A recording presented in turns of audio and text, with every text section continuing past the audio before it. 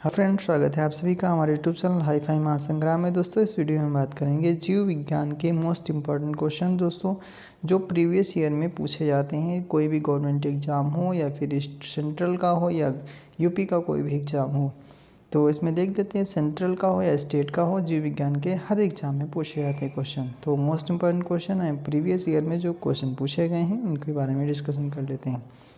पहला क्वेश्चन है दोस्तों, वेरी रोग किस विटामिन की कमी से होता है? विटामिन B1 की कमी से होता है दोस्तों। इसका ऑप्शन नंबर बी बिल्कुल करेक्ट हो जाएगा। B1 दोस्तों क्या, इसका रासायनिक नेम क्या होता है? थायमीन होता है। यह चावल और अंडों, चावल और फल, अंडे, मांस, दूध, सोयाबीन, अंकुरित अनाज में इत्यादि में पाया जाता है। विटामिन ए की बात कर लेते हैं। विटामिन ए का जो रासायनिक नेम होता है रेटिनॉल होता है, और यह अधिकतर किस में पाया जाता है? सबसे अधिक जो पाया जाता है गाजर में पाया जाता है। फिर देख लेते हैं हरी पत्तियाँ, सब्जी, पपीता, पका हुआ आम इत्यादि में पाया जाता है। विटामिन ए से दोस्तों रतौंधी नामक बीमारी होती है, जिसे इंग्लिश में नाइट ब्लाइंडनेस कहा जाता है। इसमें क्या होता है, व्यक्ति को रात में दिखाई नहीं देता है। विटामिन सी बात कर लेते हैं। इसका रासायनिक नेम एस्कॉर्बिक एसिड होता है, और इसका जो अणुसूत्र होता है C6H8O6 होता है। इसकी कमी से जो स्कर्वी नामक रोग होता है, सबसे ज़्यादा किस में पाया जाता है? जो खट्टे फलदार यानी खट्टे जो रसदार फल होते हैं उनमें पाया जाता है विटामिन सी। विटामिन B12 बात कर लेते हैं। विटामिन B12 का रासायनिक नेम होता है साइनोकोबालामिन होता है। इसमें क्या होता है, ये भी पूछा जाता है कौन सी धातु पाई जाती है? तो कोबाल्ट नामक धातु पाई जाती है। आरबीसी के निर्माण एवं प्रोटीन संश्लेषण में भी सहायक होता है कौन सा? Vitamin B12। ये भी कभी कभी एग्जाम में पूछा गया है। और यह मांस, कलेजी तथा दूध इत्यादि में पाया जाता है। इसकी कमी से दोस्तों कौन सा रोग होता है? तो रक्त की कमी हो जाती है। अगर विटामिन B12 यानी कम हो जाता है तो ब्लड की कमी हो जाती है। वर्षा के जल और समुद्र के जल में विटामिन B12 पाया जाता है। अगला क्वेश्चन है, मेढक में दांत होते हैं, किस प्रकार के होते हैं? तो होमोडोंट होते हैं, थीकोडोंट है, और हेटेरोडोंट, और उपयुक्त में से कोई नहीं। तो देख लेते हैं दोस्तों इसका आंसर क्या हो जाएगा। तो इसका आंसर हो जाएगा, जो मेढक में दांत होते हैं होमोडोंट होते हैं। कैसे होते हैं? होमोडोंट होते हैं। और जो छिपकली और मेढक के जो दांत होते हैं एक ही प्रकार के होते हैं। और दोस्तों बात कर लेते हैं थीकोडोंट की। तो ऐसे दांत जो मसूड़े में धसे होते हैं इन्हें थीकोडोंट कहा जाता है। जैसे मनुष्य में क्या होता है, मसूड़े में धसे हुए होते हैं। और हेट्रोडोंट का क्या होता है, वैसे दांत जो भिन्न भिन्न प्रकार के होते हैं, जैसे उन्हें हेट्रोडोंट कहा जाता है। मनुष्य के दांत 4 प्रकार के होते हैं, तो सबको पता होगा। इंसीजर होता है, कैनाइन होता है, प्रीमोलर होता है, और मोलर होता है। अगला क्वेश्चन देख लेते हैं, स्टार्च से क्या संबंधित है? पूछा जा रहा है इस बिल्कुल सेम ही क्वेश्चन पूछा जाता है, स्टार्च से क्या संबंधित है? ऑप्शन में है ग्लूकोज, सुक्रोज, फ्रक्टोज, गैलेक्टोज। तो क्या हो जाएगा? तो इसका आंसर हो जाता है दोस्तों, क्या आंसर हो जाएगा? इसका आंसर दोस्तों हो जाता है कि ऑप्शन नंबर ए बिल्कुल करेक्ट हो जाएगा। स्टार्च जो होता है ग्लूकोज से रिलेटेड होता है, ग्लूकोज से संबंधित होता है। तो इसका आंसर क्या हो जाएगा? एक ऑप्शन नंबर ए। अगला है, जो इसका जो फार्मूला होता है, तो इसका मेन फार्मूला होता है C6H12O6 होता है। और फ्रक्टोज की बात कर लेते हैं। इसे सबसे मीठी शर्करा के रूप में जाना जाता है, सबसे मीठा होता है। और किस में पाया जाता है? शहद में पाया जाता है। कौन सी चीज़? फ्रक्टोज। इसे कृत्रिम रूप से अधिक मीठा सैकरीन होता है। अगर देखा जाए प्राकृतिक रूप से कौन होता है, तो फ्रक्टोज होता है सबसे मीठा जो नेचर में होता है। और लेकिन अगर कृत्रिम रूप से जो होता है वो सैकरीन होता है। क्या होता है? सैकरीन होता है। लेकिन इससे ऊर्जा की प्राप्ति नहीं होती है, और वह बर्फ़ उद्योग में काम आता है। सुक्रोज की बात कर लेते हैं। सुक्रोज कैसे बनता है? इसके अगर मोनोसेकेराइड के 2 अणु मिल जाते हैं तो डाइसेकेराइड बनता है। तो देखो क्या, अगर ग्लूकोज और ग्लूकोज मिल जाते हैं तो माल्टोज बनाते हैं। ग्लूकोज और फ्रक्टोज अगर मिलते हैं तो सुक्रोज बनाते हैं। अगर ग्लूकोज और गैलेक्टोज मिल जाते हैं तो लैक्टोज का निर्माण होता है। इसको याद रखना दोस्तों। और बात करते हैं गैलेक्टोज की। यह एक कार्बोहाइड्रेट होता है, सिंपल सा होता है।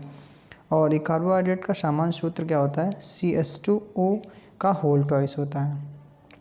बात कर लेते हैं, ये भी बहुत बार पूछा जाता है, अगर 1 ग्राम कार्बोहाइड्रेट्स से ऊर्जा कितनी प्राप्त होती है, तो 4.2 किलो कैलोरी ऊर्जा प्राप्त होती है।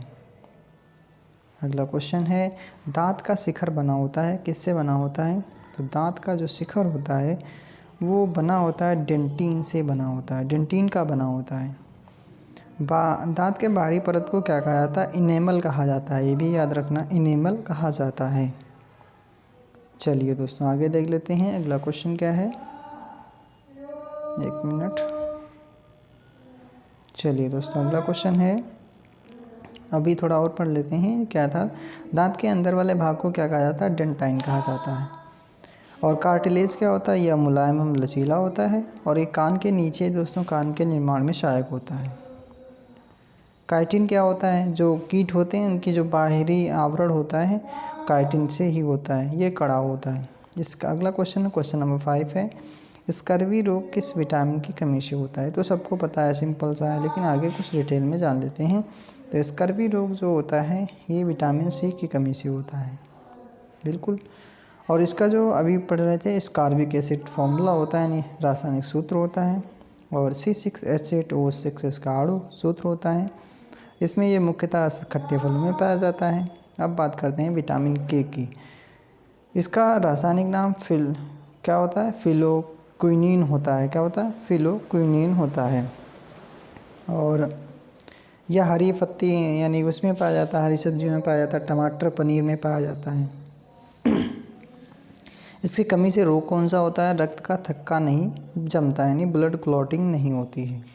अब बात कर लेते हैं विटामिन E की। तो इसका जो रासायनिक नेम होता है टोकोफेरॉल होता है। ये भी हरी पत्तियों में पाया जाता है, पत्तीदार सब्जियों में पाया जाता है, अंकुरित अनाज में पाया जाता है, दूध इत्यादि में पाया जाता है। और इसकी कमी से क्या हो जाता है, पुरुष और महिलाओं में जनन शक्ति की कमी हो जाती है। अब विटामिन D की बात कर लेते हैं। विटामिन D का जो रासायनिक नेम होता है कैल्सीफेरॉल होता है। यह अंडा, मक्खन और उस मछली का तेल इत्यादि में पाया जाता है। सूर्य जो दोस्तों ये भी याद रखना, जो सनलाइट होता है उसमें भी विटामिन D पाया जाता है। विटामिन D से एक रोग हो जाता है, एक रिकेट्स नामक, और वयस्कों में एक रोग हो जाता है जिसे ऑस्टियोमैलेशिया कहा जाता है। अब बात करते हैं बच्चों में कौन सा रोग होता है, रिकेट्स, विटामिन D की कमी से, और जो वयस्क हो जाते हैं उनमें ऑस्टियोमैलेशिया नामक रोग हो जाता है। अगला क्वेश्चन है क्वेश्चन नंबर 6 है कि पेप्सिन होता है, पूछा जा रहा है पेप्सिन क्या होता है। तो ऑप्शन में है हार्मोन होता है, एंजाइम होता है, विटामिन होता है, या फिर पोषक तत्व होता है, क्या होता है ये पूछा जा रहा है क्वेश्चन में। तो इसका आंसर हो जाएगा जो एंजाइम पेप्सिन एक होता है वो एंजाइम होता है, एंजाइम होता है, और स्टमक के पेप्टाइक सेल से स्रावित होता है, किससे, जो पेप्सिन नामक एंजाइम होता है वो आमाशय के पेप्टिक नामक सेल से स्रावित होता है। प्रोटीन को पेप्टोन में परिवर्तित करता है कौन सा एंजाइम, पेप्सिन नामक एंजाइम। सभी एंजाइम प्रोटीन होते हैं लेकिन सभी प्रोटीन एंजाइम नहीं होते हैं, ये याद कर लेना, ये रियल फैक्ट है। अब हार्मोन के बारे में बात कर लेते हैं। हार्मोन क्या होते हैं, ये बॉडी में अंगों के विकास में सहायक होते हैं। और विटामिन क्या होते हैं, विटामिन हमारे शरीर के बीमारियों से रक्षा करता है, क्या करता है, जो हमारे शरीर में बीमारियां आने लगती हैं तो उनसे रक्षा करने का काम विटामिन ही करते हैं। अगला क्वेश्चन देख लेते हैं दोस्तों। अगला क्वेश्चन है ग्लूकोज का ग्लाइकोजन में परिवर्तन यकृत में होता है, किंतु इसका स्राव यानी इसका संग्रह कहाँ पे होता है। तो इसका संग्रह जो होता है यकृत व पेशियों यानी लीवर और मसल्स में होता है। क्या पूछा जा रहा है क्वेश्चन, ऐसे ही पूछे जाते हैं। ग्लूकोज का जो ग्लाइकोजन में परिवर्तन होता है कहाँ पे होता है, ये यकृत में होता है। ये भी कभी कभी पूछा जाता है कहाँ पे होता है, तो यकृत में होता है। किंतु इसका संग्रह कहाँ पे होता है, ये भी बहुत बार पूछा जाता है। तो संग्रह जो होता है वो लीवर में और मसल्स में होता है।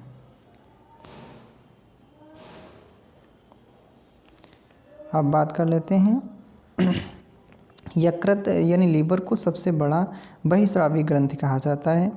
लीवर में गड़बड़ी के कारण पीलिया रोग हो जाता है जिसे जॉन्डिस कहा जाता है। लीवर में पित्तरस का निर्माण होता है जिसे बाइल जूस कहा जाता है। यकृत के बारे में बात कर लेते हैं थोड़ा और। तो यकृत या विषैला पदार्थ को विषहीन करता है। क्या करता है? विषैले जो पदार्थ होते हैं उनको विषहीन करता है। यूरिया का निर्माण भी यहीं पे होता है। ओल्ड आरबीसी को नष्ट भी यही करता है लीवर, और कुछ विटामिन्स को संचित कभी करता है यही। Vitamin A, vitamin D, vitamin E, vitamin के का निर्माण भी लीवर करता है। तिल्ली के बारे में बात करते हैं जिसे स्प्लीन कहा जाता है। ये ब्लड बैंक कहा जाता है। क्या कहा जाता है? शरीर का जो ब्लड बैंक है स्प्लीन को कहा जाता है। आरबीसी का कब्र गृह भी कहा जाता है, प्लीहा को कहा जाता है। ठीक है दोस्तों, अगला क्वेश्चन है कौन सा तत्व जो दंत इनेमल को कठोर बनाता है? ये भी बहुत बार पूछा जाता है क्वेश्चन। तो वो तत्व का नाम होता है, कौन सा होता है दोस्तों? फ्लोरीन नामक तत्व जो होता है दांतों के इनेमल को कठोर बनाता है। फ्लोरीन की कमी से क्या हो जाता है दोस्तों? कमी से मानव शरीर में क्लोरोसिस नामक रोग हो जाता है। कैल्शियम के बारे में बात कर लेते हैं। तो दांत में जो कैल्शियम सल्फेट होता है 85% होता है। कैल्शियम कार्बोनेट भी पाया जाता है, कैल्शियम फ्लोराइड भी होता है, इत्यादि तत्व पाए जाते हैं। मनुष्य के दांत और हड्डी में कैल्शियम की मात्रा अधिक होती है। जो बोन्स होती हैं और टीथ होते हैं उनमें कैल्शियम की मात्रा अधिक होती है। आयोडीन की बात कर लेते हैं। तो आयोडीन नामक शैवाल से लेमिनेरिया नामक आयोडीन जो होती है लेमिनेरिया नामक शैवाल से प्राप्त होता है। इसकी कमी से दोस्तों कौन सा ग्वास्टर यानी घींघा रोग होता है। सोडियम की बात कर लेते हैं। ये पेशियों के संकुचन में सहायक होता है। तंत्रिका तंतु में तंत्रिका आवेग का संचय करता है। और जो दोस्तों ब्लड प्रेशर होता है को नियंत्रित करता है। सोडियम ये बहुत मोस्ट इम्पॉर्टेंट है, बहुत बार पूछा जाता है एग्जाम में।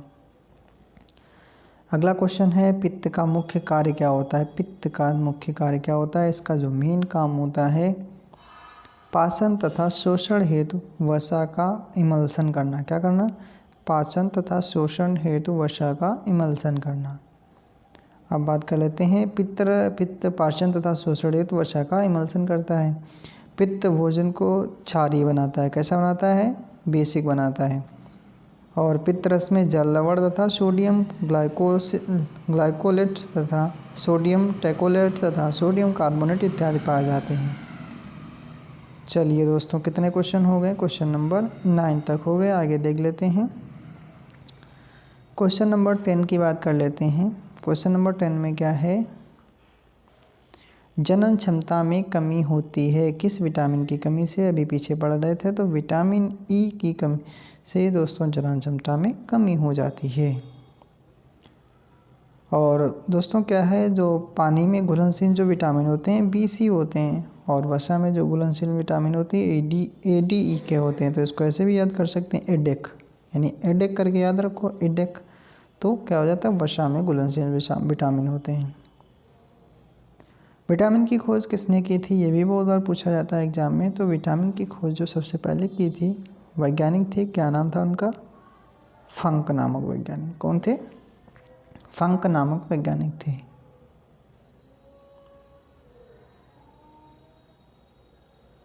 DNA में होता है कौन सा होता है? तो अमीनो एसिड होता है, पेप्टाइड्स होता है, पेप्टोन्स होता है, न्यूक्लियोटाइड्स होता है। तो क्या होता है दोस्तों? तो जो DNA होता है उसमें न्यूक्लियोटाइड होते हैं। यानी क्या होता है? न्यूक्लियोटाइड के बने होते हैं। और DNA दो पॉली यानी क्या होता है दोस्तों? पॉली न्यूक्लियोटाइड के बने होते हैं। कितने? 2 पॉली न्यूक्लियोटाइड के। प्रत्येक पॉली न्यूक्लियोटाइड में तो कई न्यूक्लियोटाइड होते हैं। और दोस्तों आगे देख लेते हैं। न्यूक्लियोटाइड क्या होते हैं? नाइट्रोजनस बेस का बना होता है। किसका बना होता है? नाइट्रोजनस बेस का बना होता है, जिसमें प्यूरिन या पिरामिडीन होते हैं। और प्यूरिन और एडेनिन एवं ग्वानिन और पिरामिडीन में साइटोसिन तथा थायमीन होते हैं। अब बात करते हैं अमीनो एसिड। ये कितने प्रकार के होते हैं? 20 प्रकार के होते हैं। इनमें क्या होता है एक्चुअली 10 जो होते हैं बॉडी के लिए एसेंशियल होते हैं, 10 जो होते हैं वो बॉडी के लिए नॉन एसेंशियल होते हैं। प्रोटीन को जो बॉडी बिल्डिंग मटेरियल भी कहा जाता है दोस्तों। क्या कहा जाता है? ये भी याद कर लेना। प्रोटीन जो होती है इसे बॉडी बिल्डिंग मटेरियल कहा जाता है। प्रोटीन एंजाइम एवं हार्मोन के निर्माण में सहायक होते हैं। कौन से? Amino acid. अमीनो एसिड क्या करते हैं? प्रोटीन एंजाइम और हार्मोन के निर्माण में सहायक होते हैं। पेप्टोन्स एवं पेप्टाइड क्या होते हैं? तो ये अग्नाशय से अग्नाशयी रस निकलता है। ट्रिप्सिन और प्रोटीन को पेप्टोन्स तथा पेप्टाइड्स में बदलता है। कौन सा दोस्तों? ये याद रख लेना, जो ट्रिप्सिन नामक होता है एंजाइम, वो क्या करता है? पेप्टोन्स को माने प्रोटीन को पेप्टोन्स तथा पेप्टाइड्स में बदलता है। कौन सा कार्बोहाइड्रेट मोनोसेकेराइड है? ये भी बहुत बार पूछा जाता है। तो जो ग्लूकोज होते हैं, फ्रक्टोज होते हैं, वो क्या होते हैं दोस्तों? क्या होते हैं? मोनोसेकेराइड होते हैं। लैक्टोज भी क्या होता है? मोनोसेकेराइड होता है, यानी लैक्टोज, फ्रक्टोज और ग्लूकोज। कार्बोहाइड्रेट डाइसेकेराइड के अंतर्गत आता है। माल्टोज, सुक्रोज एवं लैक्टोज होता है। आगे बात करते हैं दोस्तों, आगे क्या है? आगे पूछा जाता है जो पॉलीसेकेराइड के अंतर्गत कौन कौन से आते हैं? जैसे स्टार्च हुआ, ग्लाइकोजन हुआ, सेलुलोज हुआ। और डाइसेकेराइड के अंतर्गत जैसे माल्टोज, सुक्रोज और लैक्टोज होते हैं। अगला क्वेश्चन पूछा जा रहा है, यकृत द्वारा बनाया गया पित्त यानी बाइल तो पित्ताशय के किसके द्वारा पहुंचता है? तो दोस्तों इसका आंसर क्या हो जाएगा? इसका आंसर हो जाएगा दोस्तों सी, यानी ऑप्शन नंबर सी। तो सिस्टिक नामक इकाई से पहुंचाया जाता है। तो लीवर द्वारा बनाया गया पित्त पित्ताशय में सिस्टिक डक्ट के द्वारा पहुंचाया जाता है। कौन सा डाइसेकेराइड है? ये भी बहुत बार पूछा जाता है। तो डाइसेकेराइड अभी बता रहे थे, तो माल्टोज जो होते हैं वो डाइसेकेराइड होते हैं। क्या होते हैं? माल्टोज। किसके संश्लेषण के लिए कोलेस्ट्रॉल आवश्यक होता है? यानी किसके संश्लेषण के लिए कोलेस्ट्रॉल की आवश्यकता होती है? तो इसका आंसर हो जाएगा, क्या हो जाएगा दोस्तों? एस्ट्राडियोल। एस्ट्राडियोल दोस्तों जो होता है, इसके संश्लेषण के लिए किसकी आवश्यकता होती है? कोलेस्ट्रॉल की आवश्यकता होती है। इंसुलिन क्या होता है, ये भी बात कर लेते हैं। तो इंसुलिन का जो स्राव होता है अग्नाशय के बीटा सेल से होता है। इसकी कमी से कौन सा रोग हो जाता है? डायबिटीज़ रोग हो जाता है। इंसुलिन की बात कर लेते हैं और तो लीवर ग्लूकोज लीवर में ग्लाइकोजन के रूप में संचित रहता है। तो ये भी पूछा जाता है जो ग्लूकोज होता है लीवर में ग्लाइकोजन के रूप में संचित रहता है। कौन सा दुग्ध प्रोटीन है? ये भी पूछा जाता है, बहुत बार पूछा भी गया है एग्जाम में। कौन सा दुग्ध प्रोटीन है? तो इसका आंसर हो जाएगा कैसीन। तो यानी ये भी पूछा जाता है मिल्क में कौन सी प्रोटीन पाई जाती है? तो केसीन नामक प्रोटीन पाई जाती है। कैसीन को एक और कहा जाता है दुग्ध प्रोटीन भी कहा जाता है। दूध का रंग उजला केसीन के कारण होता है, केसीन प्रोटीन के कारण। और दोस्तों ये भी पूछा जाता है जो पीला रंग होता है किसके कारण होता है? तो कैरोटीन नामक प्रोटीन के कारण ही होता है। लैक्टोजन के बारे में बात कर लेते हैं। तो लैक्टोजन एक छोटी आंत से स्रावित होता है और लैक्टोज को ग्लूकोज एवं गैलेक्टोज में परिवर्तित करता है। कौन सा? लैक्टोजन। केसीन दोस्तों ये दूध में पाई जाती है। केसीन प्रोटीन को कैल्शियम पारा कैसिनेट में बदलता है। क्या करता है? तो कैसीन प्रोटीन को जो दूध में पाए जाने कैसीन प्रोटीन को कैल्शियम पारासिनेट में बदलता है। मनुष्य में क्या होता है? एडल्ट मनुष्य में जो वयस्क मनुष्य होते हैं रेनिन एंजाइम की कमी होती है जिसके कारण दूध पचने में कठिनाई हो जाती है दोस्तों। यानी बहुत लोगों को क्या होता है जब एज ज़्यादा बढ़ जाती है तो दूध पच नहीं पाता है, तो उसमें क्या होता है रेनिन एंजाइम की कमी हो जाती है। अगला क्वेश्चन है आहार नाल एलिमेंट्री कैनाल के किस भाग में प्रोटीन्स का अमीनो अम्लों में निम्नीकरण होता है? तो इसका आंसर हो जाएगा छोटी आंत में। छोटी आंत में क्या होता है? प्रोटीन्स का अमीनो अम्लों में निम्नीकरण होता है यानी डिग्रेडेशन होता है। छोटी आंत से स्रावित एंजाइम इरेप्सिन होते हैं। इरेप्सिन प्रोटीन को पेप्टोन्स या पॉलीपेप्टाइड्स को अमीनो एसिड में परिवर्तित करता है। चलिए दोस्तों आगे बात कर लेते हैं। जो आमाशय होता है स्टमक से गैस्ट्रिक जूस निकलता है, बिल्कुल निकलता है। कौन सा? गैस्ट्रिक जूस यानी जठर रस कहा जाता है। HCl भी निकलता है और HCl हाइड्रोक्लोरिक एसिड होता है। और कौन सा होता है, प्रोपेप्सिन और मुसिनेन नामक स्रावित होता है।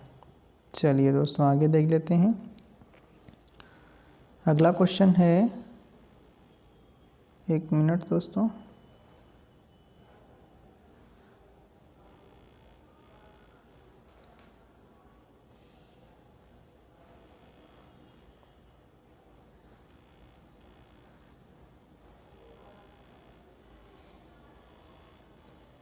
चलिए दोस्तों 19 नंबर क्वेश्चन की बात कर देते हैं। किस विटामिन को हार्मोन भी कहा जाता है? ये बहुत इंपॉर्टेंट है, याद कर लेना। तो विटामिन डी होती है, उसे क्या कहा जाता है? हार्मोन भी कहा जाता है।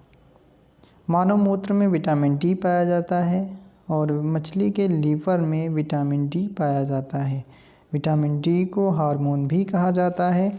और दोस्तों क्या होता है, विटामिन सी भी किसमें पाया जाता है? जो यूरिन होता है, विटामिन सी भी पाया जाता है।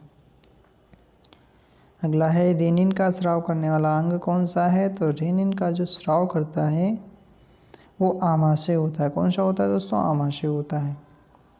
किडनी के बारे में बात कर लेते हैं दोस्तों। क्या होता है किडनी? मनुष्य में किडनी कितनी होती हैं? 2 होती हैं।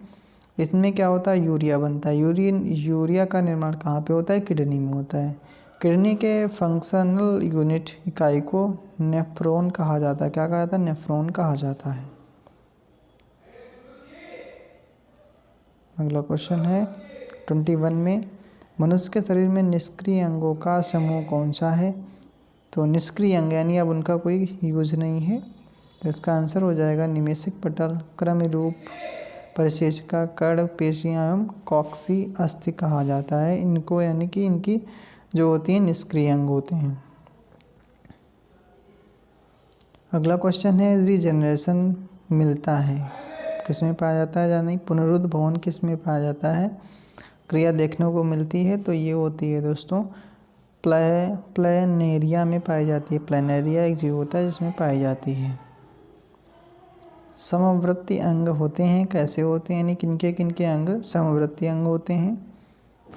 तो इसका आंसर हो जाएगा चमगादड़ के पंख और तितली के पंख दोस्तों समवर्ती अंग होते हैं।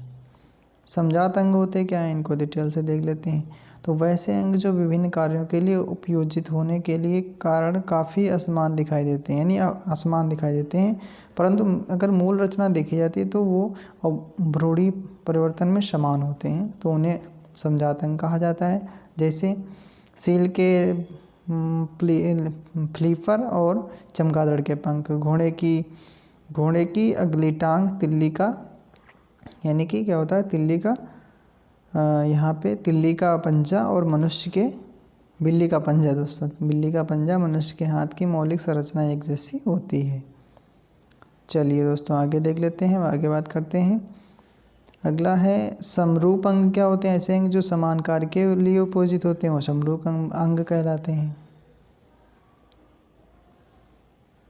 तो इसका जो एग्जाम्पल हो जाएगा, इसका जो एग्जाम्पल होता है दोस्तों, तो इसका एग्जाम्पल हो जाएगा कि तितली और पक्षियों तथा चमगादड़ के पंख उड़ने का कार्य करते हैं एक ही, तो ये समरूप हो गए, देखने में समान लगते हैं इसलिए ये कहा जाता है। नहीं तो कौन सी हार्मोनल बीमारी है ये पूछा जाता है एग्जाम में, तो इसका आंसर हो जाएगा घेंघा जो रोग होता है, घेंघा जो बीमारी होती है हार्मोनल बीमारी होती है, हार्मोनल बीमारी कही जाती है। अब बात कर लेते हैं थायराइड ग्लैंड से स्रावित थायरॉक्सिन हार्मोन की कैसे होता है? घेंघा रोग कैसे होता है? ये थायरॉक्सिन हार्मोन की कमी से हो जाता है। सर्दी जुकाम ये वायरल डिजीज होता है।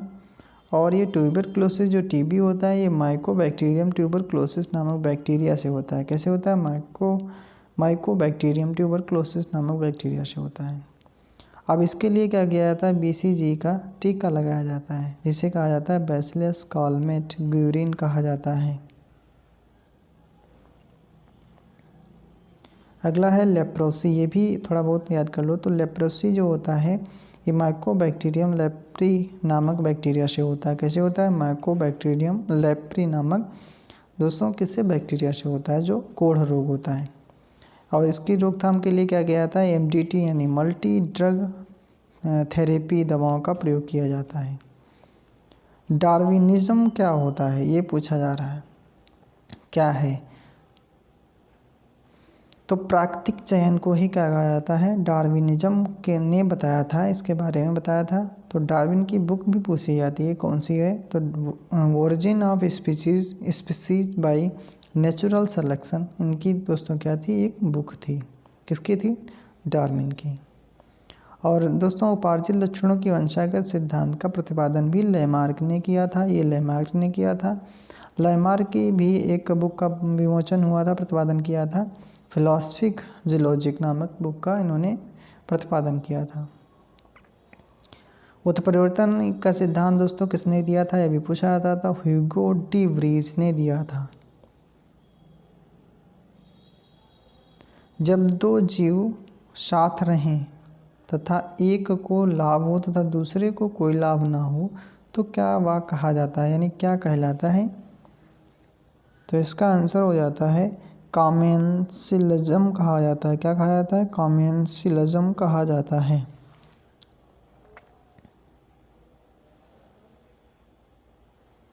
चलिए दोस्तों आगे देख लेते हैं अगला क्वेश्चन। एक स्लाइड और बची है दोस्तों।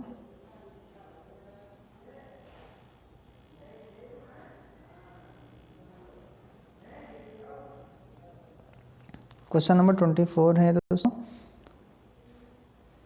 भूमि अपरदन की रोकथाम संभव है, कैसे संभव है? पुनः वन रोपण से संभव। कैसे संभव है? पुनः वन रोपण से अगर कर दिया जाता है तो ये दोस्तों संभव है। अगला क्वेश्चन है, डार्विन का सिद्धांत था, क्या था? अभी पढ़ रहे थे पीछे। तो प्राकृतिक चयन का दोस्तों क्या? चयनवाद का यानी नेचुरल सिलेक्शन का है दोस्तों, ये इनका सिद्धांत था।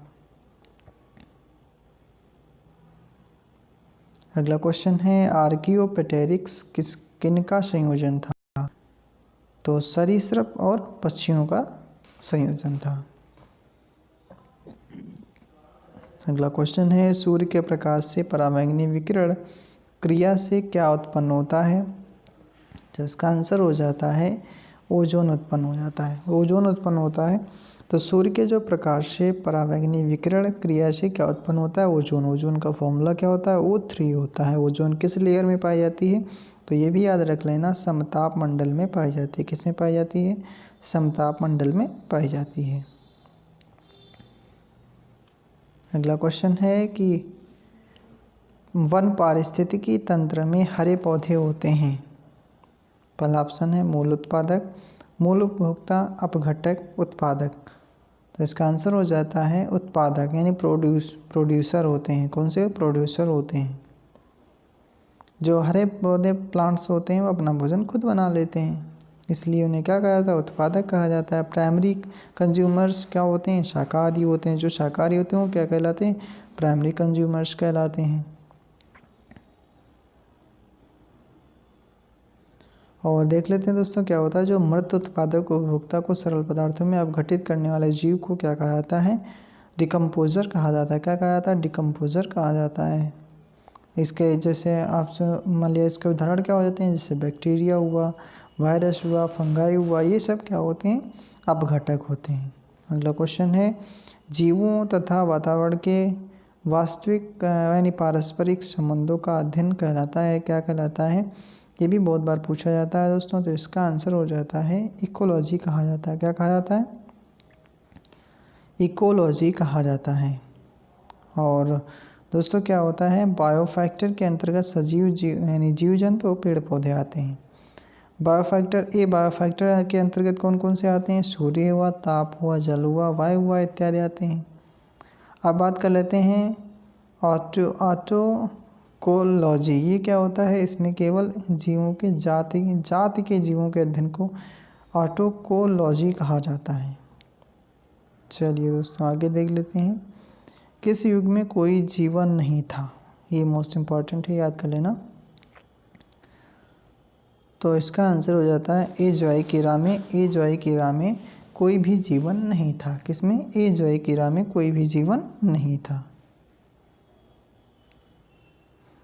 एजवाई की बात कर लेते हैं। तो इस काल में क्या था? इस काल के चट्टानों में जीवाश्म का पूर्णतः अभाव था। पैलेजोइक में क्या था, इसे प्राथमिक युग भी कहा जाता है यानी पुराजीवी काल। और इस युग में वनस्पति तथा जीवों की उत्पत्ति हो गई थी। किसमें? पैलेजोइक में हो गई थी, पैलियोजोइक में हो गई थी। कैम्ब्रियन काल में क्या हुआ था, ये पेरिजोइक काल के अंतर्गत ही कैम्ब्रियम आता है, कैम्ब्रियन काल आता है। और मीसोजोइक की बात कर लेते हैं तो इसे द्वितीयक युग भी कहा जाता है दोस्तों। क्या कहा जाता है? द्वितीयक युग भी कहा जाता है। और जुरैसिक काल में डायनासोर की उत्पत्ति हुई थी दोस्तों, ये याद कर लेना। किसमें? जुरैसिक काल में दोस्तों किसकी उत्पत्ति हुई थी? डायनासोर की उत्पत्ति हुई थी। अगला क्वेश्चन है, उत्परिवर्तनवाद प्रस्तुत किया था किसने? तो ह्यूगो डी व्रीज ने किया था।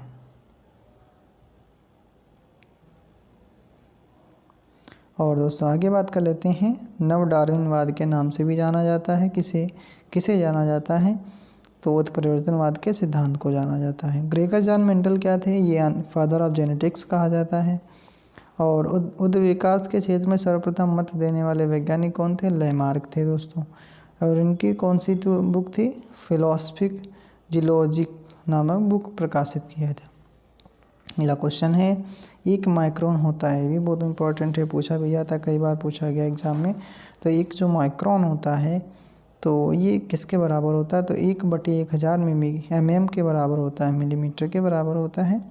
तो इसका आंसर ये हो जाएगा, ऑप्शन नंबर ए बिल्कुल करेक्ट हो जाएगा। चलिए दोस्तों, आज के लिए इतना ही। हमारा सेशन कैसा लगा लाइक करें, शेयर करें। अगर आप हमारे चैनल पर पहली बार आएँ तो हमारे चैनल को सब्सक्राइब जरूर कर लें। आपको रोज़ाना इसी तरह के वीडियो मिलते रहेंगे। Thank you, thanks for watching.